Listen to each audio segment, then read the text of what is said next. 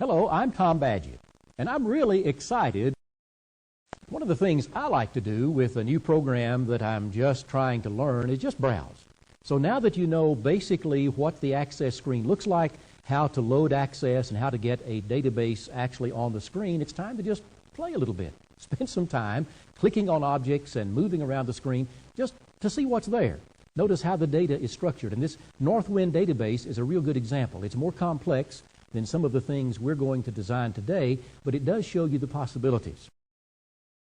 So let's look at that. Let me just walk you through a few things that you might want to do with the Northwind database once you have it on the screen. We've looked before at the customer table, so to bring that up and display it on the screen, simply double-click, and there you are. That's that familiar data sheet or spreadsheet type display that includes the basic information about the customers. The customer ID, which is used in invoicing and ordering and so forth, the company name, the contact name, and all the other information that you might want to store about a particular contact or customer within the database. I've talked before about different views of the data. This is one view. It's an interesting way to compare information among different records, for example. It's a good way to just get an idea of what's in there. What does it look like? How is it formatted?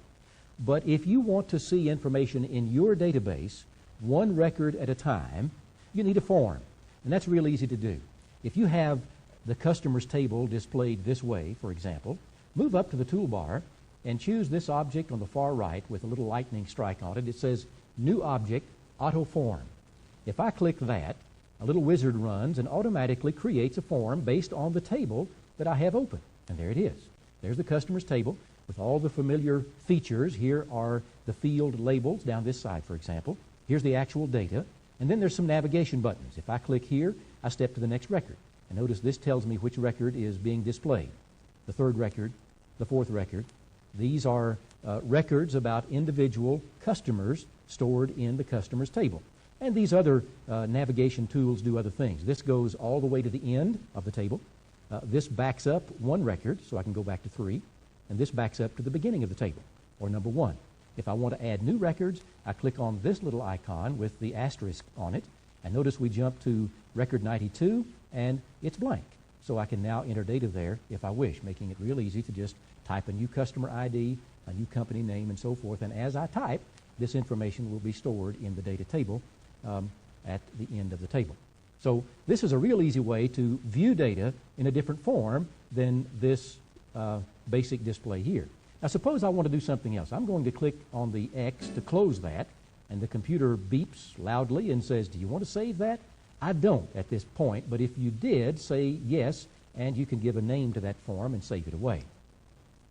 Just to get an idea of what can be done with forms, let's click on the Forms tab of this database. And notice the forms have some of the same names as the tables. Here's the customer form. If I double-click here or click on it to select it and then click Open, here's that form that I showed you earlier, and now you know where it came from. It came from the Forms tab of this Northwind sample database. Again, a little different way of looking at that information. It's got a background. It's got some shadowing in the field labels and the field data, some color, a little bit different. We can take that basic form that I just showed you and convert it to something like this fairly easily. We'll talk about that as our time together goes along. I have one other